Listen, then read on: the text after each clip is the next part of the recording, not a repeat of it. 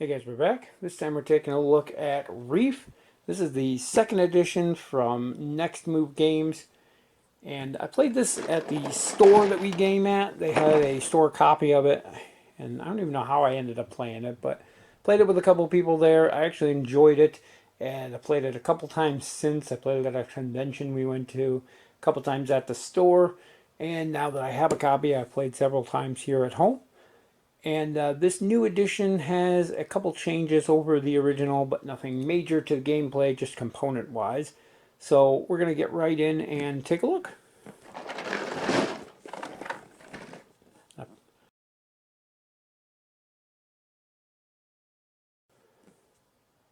probably made a mess by flipping the board over, but we're going to see here. So right on top here we have our... I made quite the mess. The rule book here, and the rule book it's large. I don't know why they always make them the size of the box, but it's only what, 2 pages. There's not much to it. You have our component overview here, the objective of the game. There is a different amount of pieces used depending on the number of players, so that's easy to find right here on the first page. And then it tells you how to set up, how play works, and how the various scoring works, because there's a couple oddball scoring things in that little section there. And how the end of the game works here, and then some general Q&A type notes there. Pretty easy rule book. There isn't a whole lot to the game, so that's kind of expected. Onto the box here, the insert. There is a really nice insert in this, and I don't know if the first edition had one. The box version they have at the store does not, but that doesn't mean somebody didn't open it and discard it. But I like this insert, except for one thing, which I'll show you when we get to it. But right up the top here we have our... Oh, that's what I messed up. Right up the top here we have our player boards, and one of these boards has a shell in the corner. That's going to be your first player board. Other than that, they're identical, double-sided. And those are just where you're going to be building your reef. And we have our cards. I'll get into the cards a little bit more in a minute here, but got those all sleeved on there too. We have our pieces, and the one thing with the pieces is I think they could have easily made these just tokens, and you stack them up on the board. The big chunky plastic is kind of neat, but they do feel like children's toys. So I'm not sure if that was intentional or not, but they do have a nice hefty feel to them, and they link together and lock. Now it is worth noting, in this second edition they have changed the colors a bit.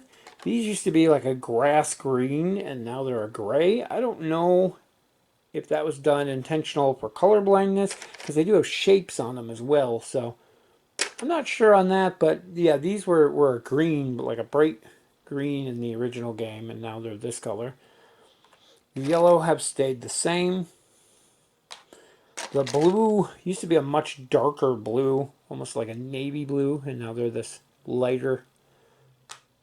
And then I'm pretty sure these were red in the original, and now they're purple. So they did change up the colors on them. The shapes and things are still the same. And for people who are colorblind, even if these do look very similar, they are different shapes on each, which definitely helps out with that. So I like that they're taking that into consideration. A lot of games don't do that.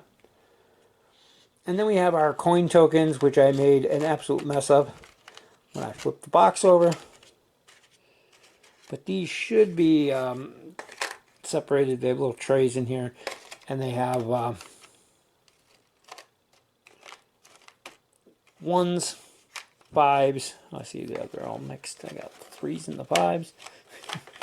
So apparently the box doesn't seal quite good enough to flip it over.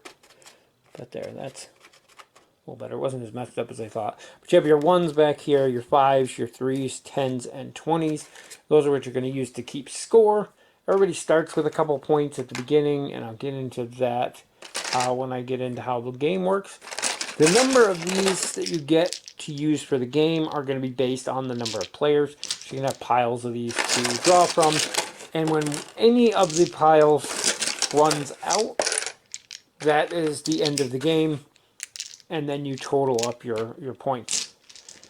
Now the one complaint I have about this insert is that this here for the cards does not fit sleeved cards. So once they're sleeved, they no longer fit down in there.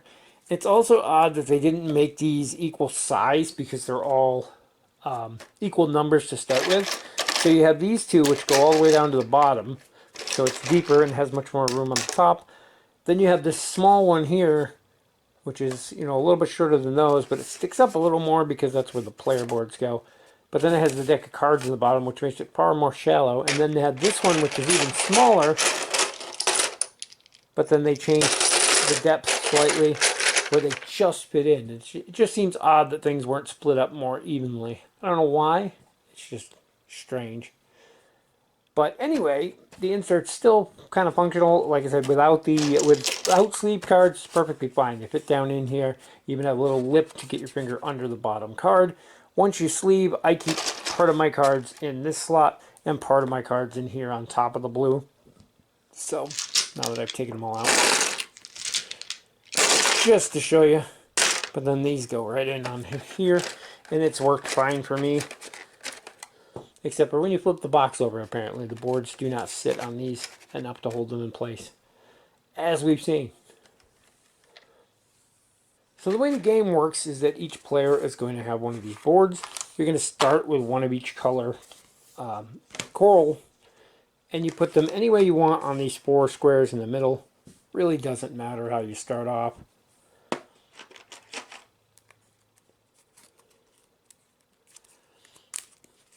Everyone is going to start with 2 random cards, and then there's going to be a pile like this out here, and then the deck. And the deck will be much taller. I'm just putting it as an example. Let's put those closer so we can actually see them.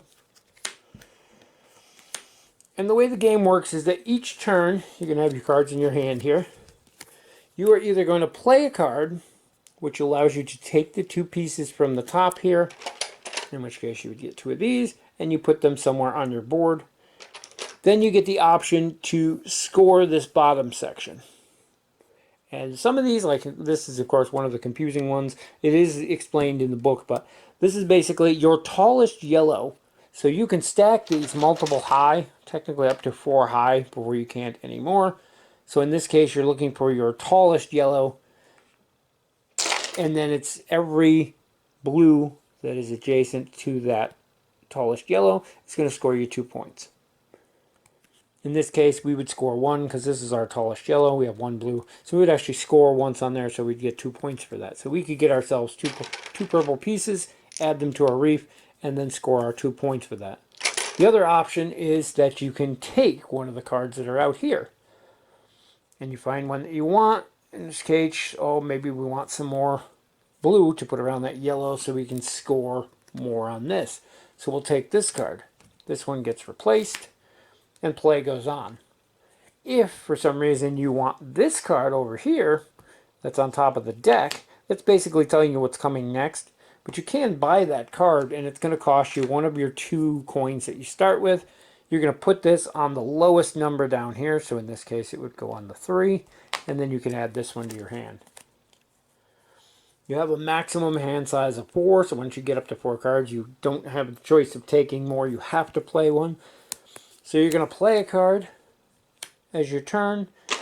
First, you always gain whatever's on the top. So you're going to gain these. You add them to your board. So we could do that there. And it's always worth looking at your other things that you have. Maybe there's something else you can set up. And then you're going to score the bottom. So in this case, for every yellow we have, we get 1 point. We only have 1 yellow. So we'll get another coin added to our collection. Play continues like that. These can, like I said, you can take new colors and actually stack them on top of old colors. When you do that, only the top piece matters. It doesn't matter what's underneath it anymore. Only the top piece matters. In this case, it would count as having 2 yellow for that. These get discarded after being scored, by the way.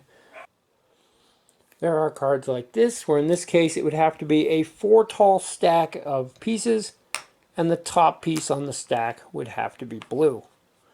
You would score 5 points for each one of those you have. Now the big thing to keep in mind is that once something is 4 tall, you can't change that anymore because you can only stack them up to 4 tall. So once you hit that limit of 4, that's all you can do with that stack. So you might block yourself in to a point where you won't be able to score things later on. There's a wide variety of different patterns and designs. In this case, it could be a 3 tall stack, doesn't matter what color's on top. There you need 3 yellow in a straight line somewhere on your board. There's an L shaped with the purples. And it doesn't have to be specifically the way it is on the card. It could be this way, it could be this way. You can rotate the card, which is worth noting. There's two tall stacks diagonal, one topped with the formerly green and one topped with the blue. I guess those are gray now. Two tall stacks, both blue next to each other, and so on. And there's a diagonal, 3 diagonal. There's lots of different combos, but they're pretty self-explanatory. The only real complicated ones are the ones with the whole square on there, which of course I can't find any right now. Like this, which I explained how those work. The other option, one that hasn't come up, would be these, which are 2+. So in the case of, I gotta find a regular one. In the case of this one, they would have to be exactly 2 tall with the gray on top. With this one, they can be 2 or more tall. Anytime you get the plus, so you could have a 4 stack here that we have would count for that because, well, if it was in the right orientation here, let's say like that. Which are they? This way. So there, this is a 2 stack. This is only 1 high, so it wouldn't count because these are 2 2s. But if we were like that, now we have 2 tall, diagonal, and you'd be able to score that. So those are the weird changes. These have to be exactly the number. These are the number or more. And that's pretty much all there is to it. Over the course, you're going to have all sorts of colors spread out. You're going to be trying to make patterns, set patterns up for future turns, stacking things up. None of your plans ever go the way they're supposed to be. And by the end, you have a mismatch of all your different reef pieces. At the very end, as soon as one of the colors of coral have run out, and like I said, there is going to be a limited number based on the number of players you have, that's going to trigger the end of the game. Once the end of the game's triggered, everybody finishes out their last round. So if player 2 is the one that, a 4-player game, player 2 is the one that triggered the end, player 3 and 4 will get one more turn. And then any cards you have left in your hand, you can score once. Now normally, like say, for some screwy reason, you had a bunch of these, and you ended up, now you're going to have other pieces out here too, but this is all I grabbed. Say you have this out here twice, which would be very difficult to do. Ordinarily, when you play this card, you'd be able to score that for however many times it appears on your board. So in this case, we've got it here, and we've got it there. And that you'd be able to get 12 points for that. But in the game final here, you can only score cards once. So you would take this, you would get one of those, so that would score you 6 points. If you had one of the ones that have just a single color on there, like we had before, the yellow, you would only be able to score this for 1 yellow, not for every yellow on your board. So that one's kind of funny. The only one that does score multiple at the end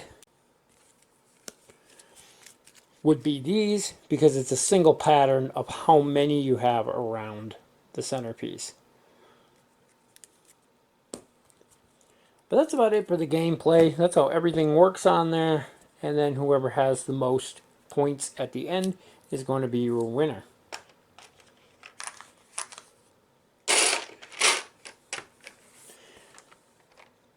Overall, it's a pretty fun game. It's another one that's pretty easy to learn. Explaining the patterns and the rule, or the way these work, are probably the most difficult thing.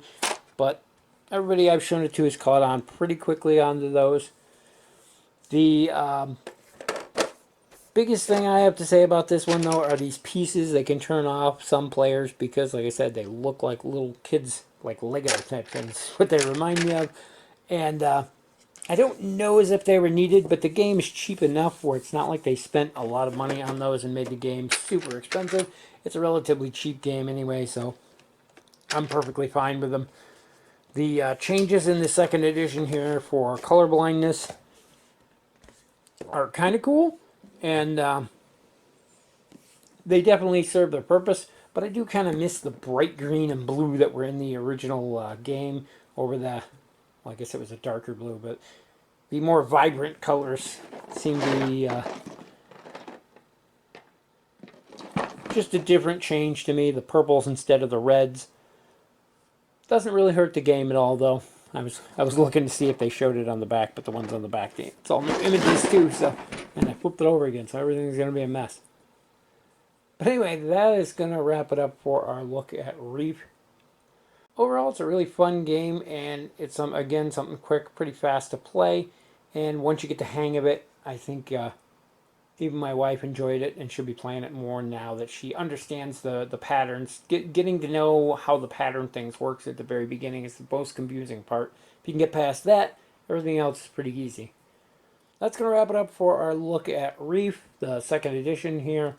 Gameplay-wise, it's exactly the same as the first edition. They just changed some of the colors of the components and the insert, which I'm still not sure if the original one had an insert. Somebody will comment down below. But anyway, I hope it helps you decide if it's something that might interest you. And if it does, be sure to check it out. As always, thank you for watching, and we'll see you in the next one.